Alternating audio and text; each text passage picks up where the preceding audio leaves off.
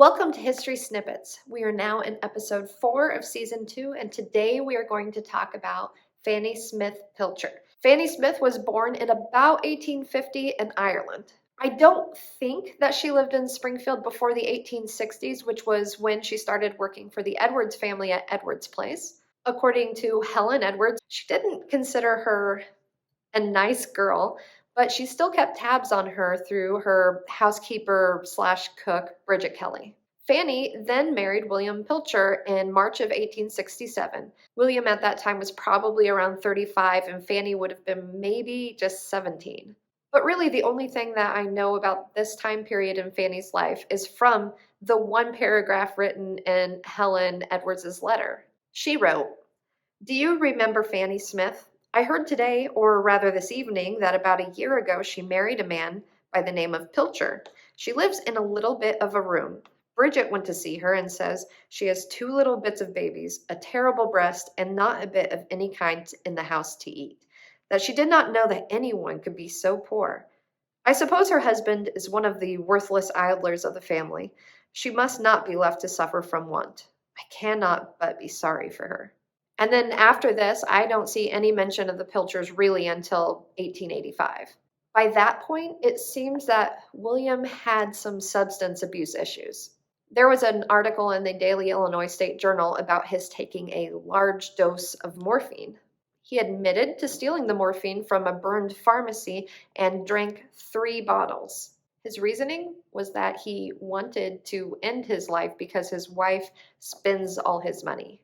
When Fanny was asked about the situation, she simply said that he got a $36 pension every 3 months and immediately would spend it when he got it.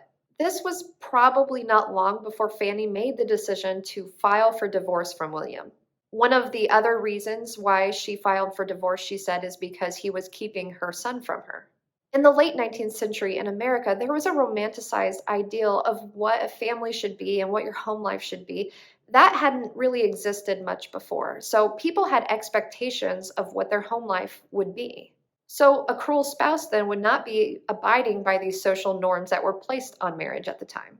Justice John M. Scott, who was on the Illinois Supreme Court, said in 1874, "Cruel treatment does not always consist of actual violence. There are words that inflict deeper anguish than physical injuries to the person, more enduring and lacerating to the wounded spirit of a gentle woman than actual violence to the person, though severe." Grounds of cruelty, then, were really what started these divorce rates rising.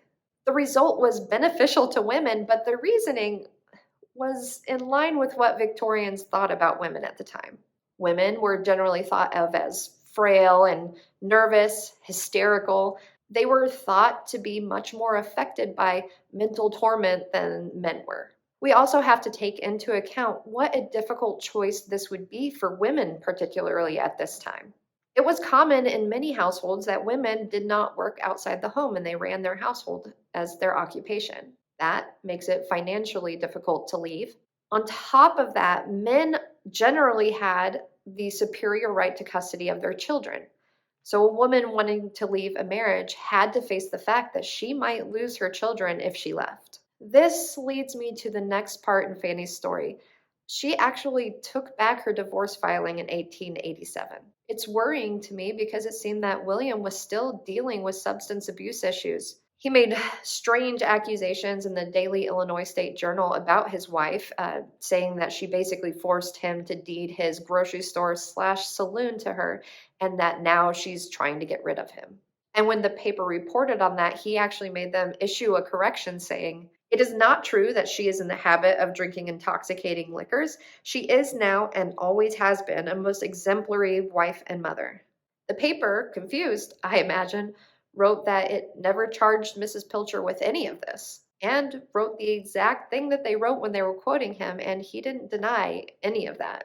So for now, this is all I have for you on Fanny Smith Pilcher. I don't want to say that I hope you enjoyed it, but I do hope that you found it interesting and that you will join us next month for another history snippet. Thanks.